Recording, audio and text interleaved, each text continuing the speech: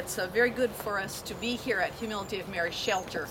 It's a welcoming place that provides temporary housing and services that provide the opportunity for men and women experiencing homelessness to become emotionally, mentally, and physically more stable. To begin, I would like to say that the Sisters of Humility and the shelter staff thank the people of the Quad City community for their abiding interest in the Humility of Mary Shelter. Their support for the sisters 4.5 years ago is really what gave us the confidence to accept the responsibility for operating this emergency shelter. And we feel that a lot has been accomplished in the last 4.5 years. Operations are stable, our operating efficiencies have been achieved, and most important of all, the shelter has been available to serve more than 2,500 unduplicated individuals since 2008. And with the assistance of a grant from the Veterans Administration, it also provides help for the families of veterans who are at risk of becoming homeless. But now our attention is turning in a little different direction. We want to think of the next series of steps that must be taken to ensure the continued availability of the shelter to meet the needs of area residents. Ultimately, this shelter must be self-sustaining without further financial support from the sisters.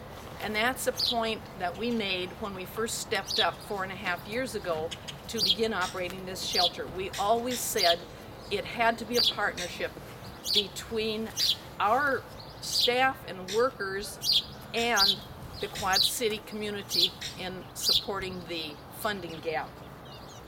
So during fiscal year 2011 and 2012, the shelter received 65% of its funding from government grants, 11% from private grants, 20% from gifts, and 4% from rents. And it does require sustained financial support in the amount of $250,000 to $300,000 annually in order to meet the operating budget. Well, I'm sure that we're all not surprised that at this time of economic challenges, we have needs of people that increase, but the amount of support needed to meet those needs decreases often. So in the past year, the shelter has experienced a gap between the amount budgeted as income from the local community and the amount actually received from the Quad City community. And it's very vital that this gap be closed. So to strengthen the financial position of the shelter, the Congregation of the Humility of Mary has made a $100,000 challenge grant toward a larger goal of raising $250,000 by April 30th, 2014.